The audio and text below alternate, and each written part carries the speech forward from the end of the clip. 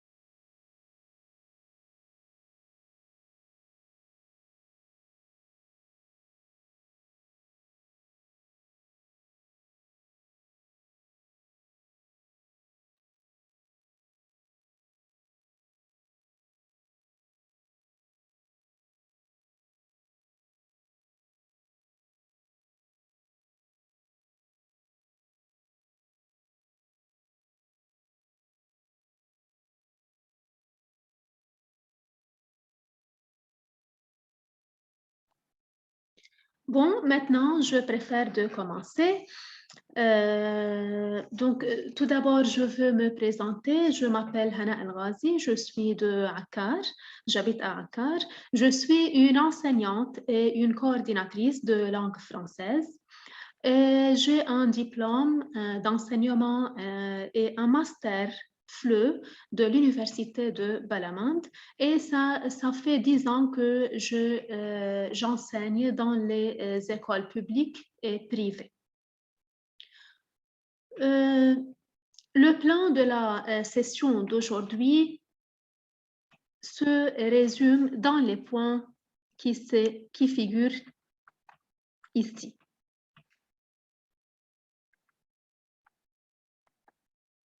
Bien sûr, j'ai déjà fait la présentation.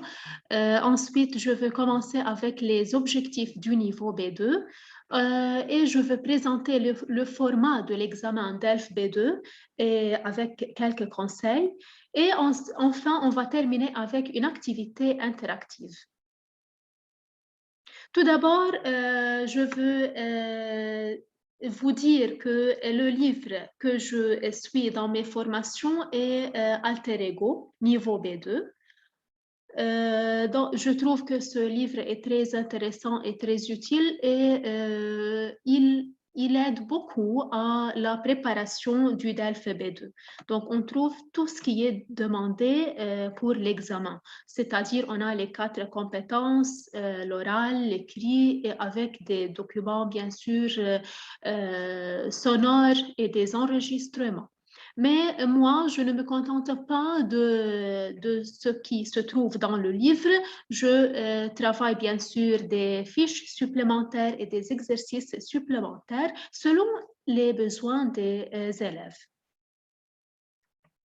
Les objectifs visés dans cette formation qui dure à peu près entre 6 semaines et 8 semaines, donc les objectifs de cette période de la formation, de cette étape, si vous voulez, de cette formation, se résument dans ce qui suit. Pour les objectifs communicatifs et savoir-faire, on va apprendre comment écrire une lettre de motivation, comment préparer un entretien d'embauche, comment évoquer bien sûr le passé avec les temps verbaux et tout cela, exprimer des rapports de temps et retracer l'histoire personnelle, c'est-à-dire et le parcours. Et enfin, à la fin du premier thème, du premier module, on va apprendre à rédiger une biographie. Aussi, dans le deuxième thème qu'on va travailler, on va apprendre comment décrire les symptômes de maladie au médecin, c'est-à-dire on va lire des documents écrits, bien sûr, et on va écouter des enregistrements sonores où on apprend quels sont les mots et les termes qu'on emploie si on est chez le médecin. Exprimer aussi et décrire un problème de santé, exprimer des sentiments, exprimer son point de vue sur la famille, discuter des rôles au sein du couple et apprendre à présenter un exposé. Donc, ce sont les objectifs du deuxième moment dans la formation. Dans le troisième thème ou bien le troisième module, les objectifs sont s'informer sur la location d'un appartement, exposer un problème d'habitat, de location, décrire un lieu de vie, un espace des objets, débattre sur les transformations urbaines et apprendre à faire un résumé de texte. Quant aux objectifs grammaticaux, bien sûr, vous avez déjà acquis les temps du passé, mais on va faire bien sûr une sorte de révision pour les temps du passé, l'imparfait, le passé composé, le plus que parfait, le passé simple et le passé antérieur. Aussi un rappel de l'accord du participe passé, puisque c'est déjà acquis dans le niveau A2 et même B1. Les articulateurs de temps qui indiquent la simultanéité, l'antériorité et la postériorité. Aussi, l'expression des sentiments est un point très essentiel à ce stade d'enseignement. Le subjonctif et l'infinitif présent et passé et l'expression de la certitude et du doute. Mais vous devez faire attention, donc les objectifs grammaticaux ne sont pas du tout séparés des objectifs communicatifs. Tout est relié, mais moi, j'ai les classés sous cette forme pour que ce soit clair pour vous. La qualification par des pronoms relatifs simples est composée par un pronom aussi, le passif et la forme passive pronominale, la cause et la conséquence et bien sûr la concession et l'opposition avec tous les connecteurs qui expriment la concession et l'opposition. Comme objectif lexicaux, on a les origines, apprendre les origines grecques et latines des mots français. On a beaucoup de mots français qui ont pour origine la langue latine et la langue grecque. Aussi le langage imagé de la rue et du quotidien. Et je crois que c'est très essentiel pour vous si vous voulez voyager vers un pays francophone ou bien vers la France. On va voir les registres de langue et la différence qui existe entre les trois registres de langue. On a le lexique du corps, de la douleur et du soulagement, les sentiments et les expressions pour donner son avis. Et ici, je veux attirer votre attention qu'au niveau B2, on insiste beaucoup sur le fait d'exprimer son point de vue. Donc, on va apprendre ce qui caractérise le niveau B2, c'est comment exprimer un point de vue et comment défendre son point de vue, puisque c'est très demandé dans la partie production écrite et bien sûr dans la production orale. Ensuite, le lexique de l'habitat écologique.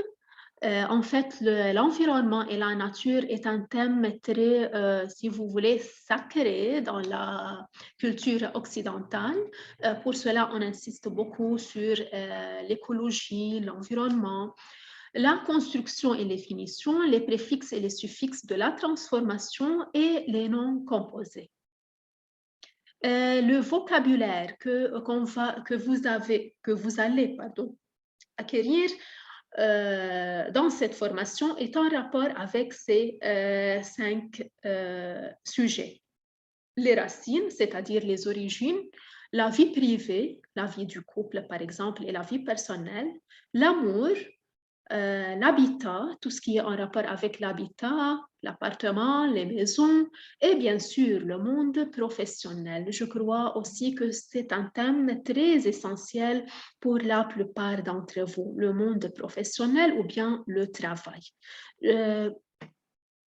La démarche qu'on va suivre dans notre formation, donc bien sûr, on va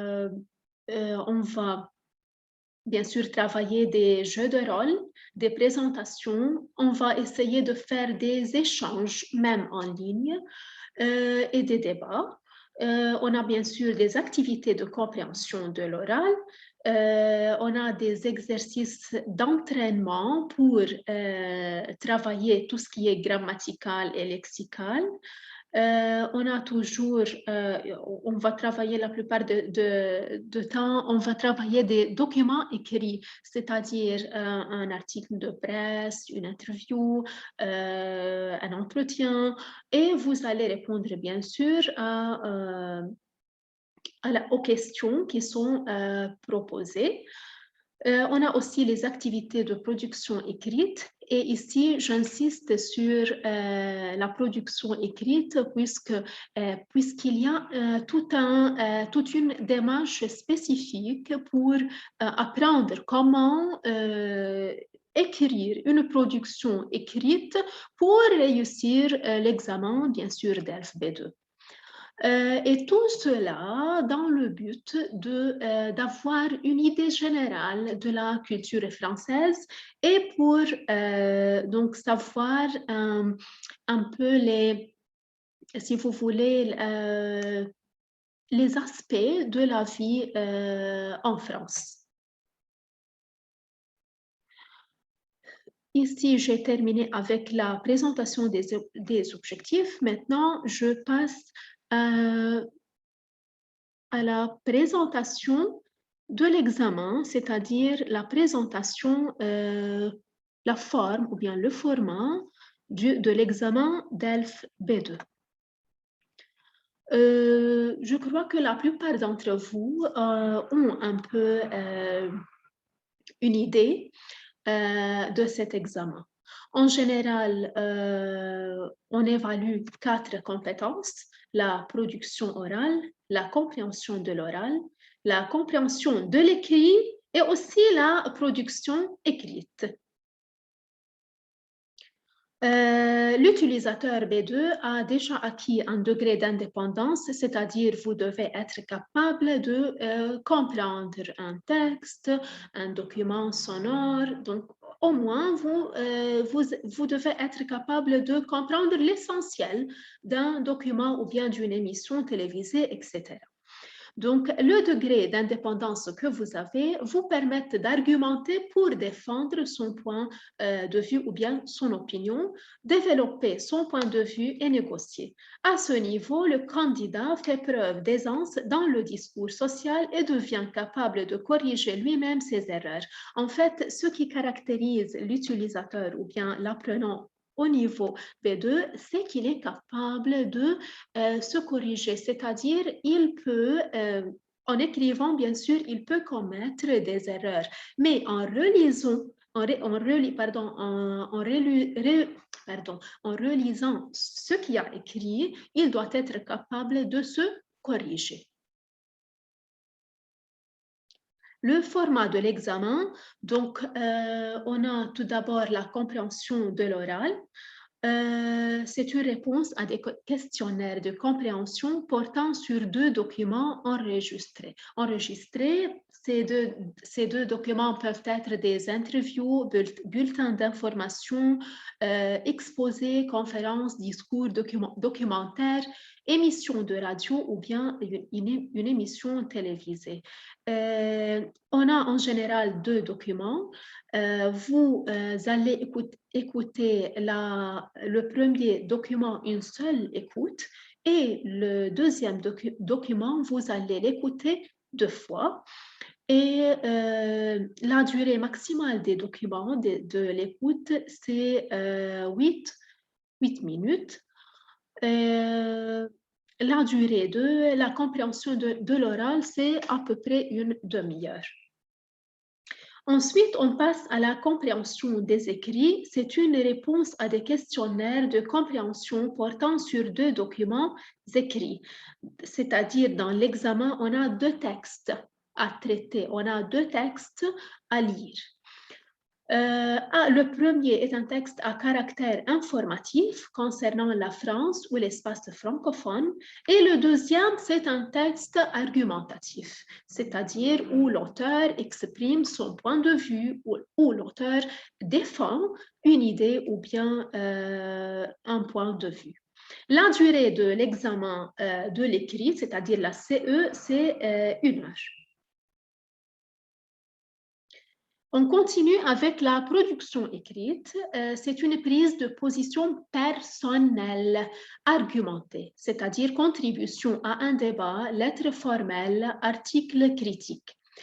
Donc, en fait, ce qui caractérise, je répète, ce qui caractérise la production écrite au niveau B2, bien sûr, c'est l'argumentation, c'est-à-dire vous devez apprendre comment défendre son point de vue.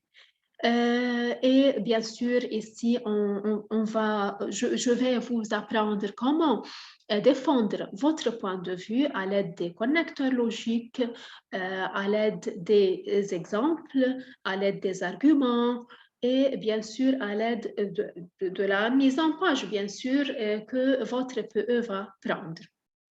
Enfin, c'est la production orale. C'est une présentation et défense d'un point de vue à partir d'un court document déclencheur. C'est-à-dire, vous écoutez un document et ensuite, on vous demande d'exprimer votre point de vue sur ce document et la durée à peu près de la production orale est 20 minutes. Donc, la durée totale des épreuves collectives est 2h30.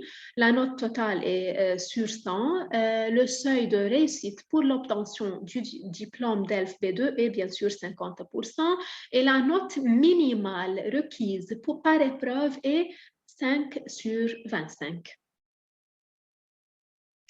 Ici, je vais vous montrer un exemple de sujet DELF B2. Vous allez donc voir un exemple.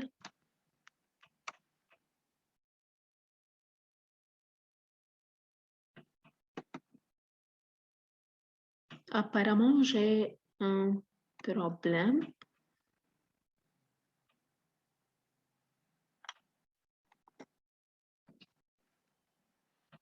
OK. Ici, c'est l'exemple de l'examen d'alphabet 2.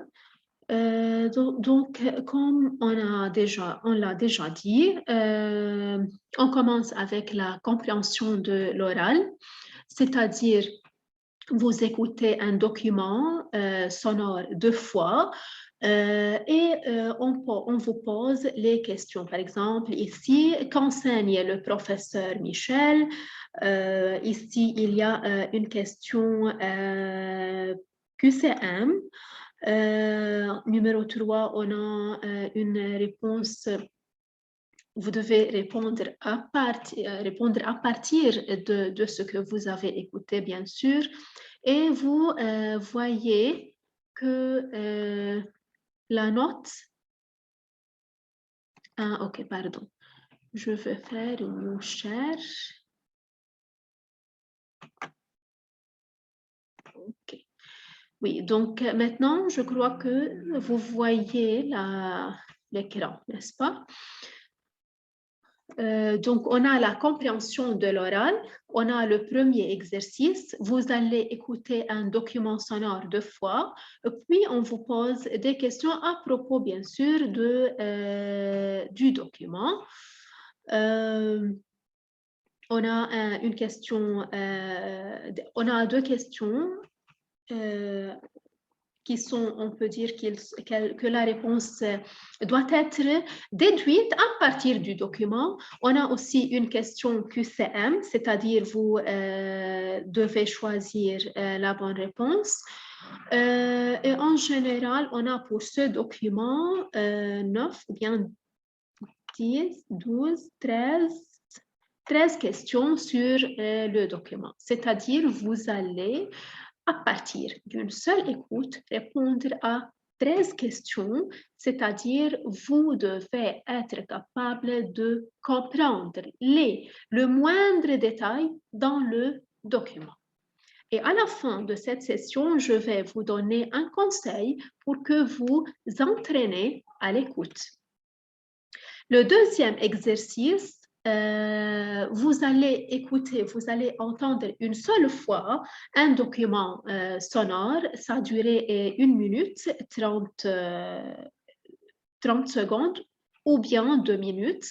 Et vous devez répondre à plusieurs, je crois que le nombre des questions ici est 7 questions. Vous avez donc 7 questions. Et on a des questions ici QCM, c'est-à-dire le nombre des questions QCM est... on a 4 questions QCM.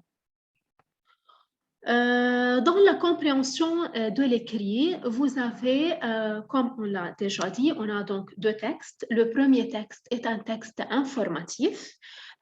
À lire un texte informatif. Ici, on parle des déchets électroniques des entreprises qui seront recyclés, bien sûr, en France. Et on a des questions bien sûr, qui vise la compréhension détaillée, globale et détaillée du document. On a des QCM, on a une question vrai-faux avec justification. Bien sûr, vous vous référez au texte pour pouvoir répondre à ces questions. Et on a aussi un QCM. Et on a une question ici, expliquer avec vos propres mots l'objectif du principe de responsabilité élargie. Donc ici, on teste votre capacité de l'explication, comment vous expliquez un terme ou bien une expression ou bien une cause quelconque de n'importe, bien sûr, quelle chose. C'est en rapport, bien sûr, avec le texte que vous avez écrit. Donc, expliquer. Donc, l'explication est demandée au niveau B2. On a ensuite QCM, on a vrai-faux. Et on passe au deuxième document, lire un texte argumentatif. ici le titre du texte, les nouveaux pères ne sont pas des gens fabuleux, donc on traite ou bien on doit être capable de lire un texte argumentatif, de trouver la thèse, de trouver les arguments, de chercher les connecteurs logiques importants utilisés par l'auteur, de trouver les exemples. Tout cela, bien sûr, on va apprendre tout cela avec l'entraînement. Pendant cette formation, on va travailler plusieurs modèles de cet examen. Donc, la nature, si vous voulez, des questions est presque la même. Donc, on a un QCM, on a une question vrai-faux. On a aussi, selon l'auteur, quel est le problème lié à la survalorisation du comportement des pairs, c'est-à-dire vous devez être capable de répondre, de reformuler l'idée de l'auteur. Et bien sûr, vous devez être capable de comprendre tous les détails du texte. On a aussi une question explication. Donc, expliquer avec vos propres mots le titre choisi par l'auteur. Tout cela, c'est dans la partie compréhension de l'écrit. Maintenant, on passe à la dernière partie, dans la partie écrite, qui est la production écrite. Le type d'écrit demandé est un texte argumentatif, écrit argumenté. On a une consigne. Vous vivez en France, dans une zone piétonne du centre-ville. Le maire de votre ville a décidé d'ouvrir certaines des rues de cette zone à la circulation des autobus pendant la journée.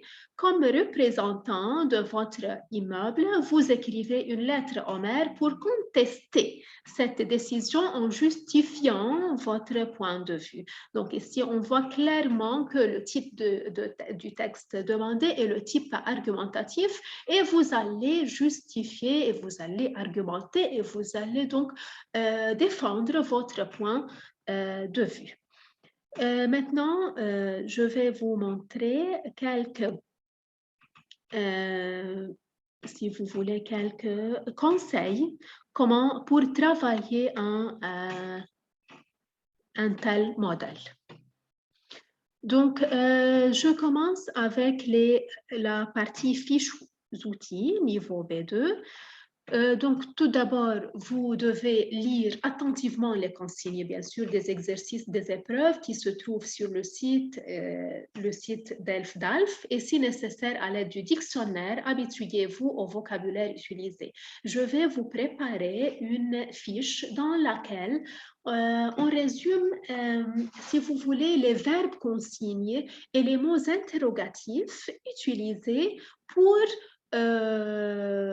dans l'examen d'alphabet 2. Comme ça, quand vous, par exemple, trouvez le mot expliquer, vous savez que veut dire expliquer, ou bien justifier, ou bien reformuler, ou bien chercher. Donc, on va préparer cette fiche pour vous. Donc, comme on l'a déjà vu, la difficulté du niveau B2 réside dans le vocabulaire utilisé. Et ici, il faut souligner le mot vocabulaire dans les documents de compréhension orale et de compréhension écrite, c'est-à-dire la différence entre le niveau B1 et le niveau B2, c'est au niveau du vocabulaire. En fait, au niveau B1, le vocabulaire employé et le lexique employé est très, si vous voulez, très simple, n'est pas très large. Le lexique et les mots et les expressions sont, si vous voulez, le nombre de mots est un peu est moindre que les mots utilisés et vus dans le niveau B2. Par contre, au niveau B2, on a plusieurs mots, plusieurs expressions. Vous devez faire la différence entre les 3 registres de langue. Vous devez être capable de choisir le bon terme dans chaque situation. Donc, la première différence entre le niveau B1 et le niveau B2, c'est au niveau du vocabulaire.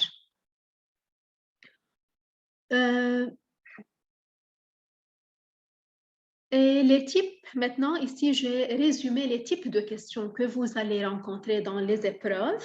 Dans la compréhension orale, on a, comme on l'a déjà vu, les QCM, reformuler des informations et vrai ou faux. En général, ce sont les types les plus proposés. Pour la compréhension écrite, on a les QCM, on a reformuler des informations, on a vrai et faux avec justification cette fois-ci, et expliquer une phrase ou bien un titre, etc.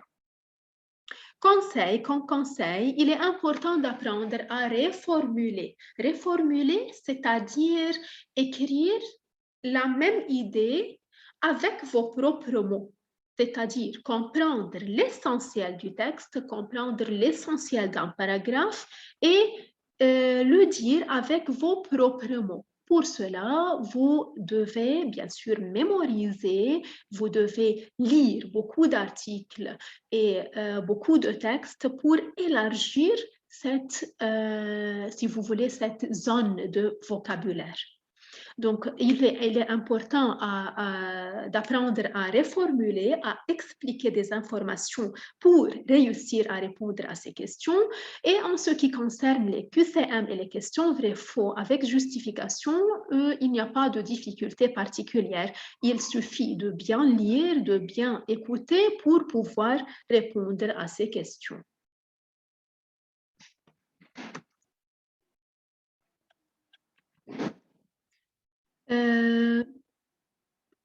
Il vous est fortement conseillé de vous entraîner à la compréhension orale.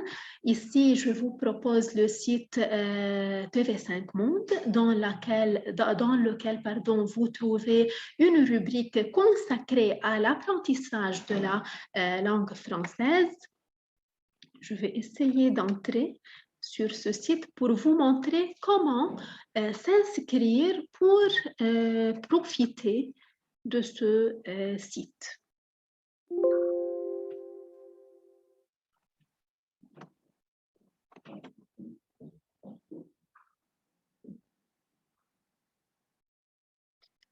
Je ne sais pas pourquoi ça ne fonctionne pas.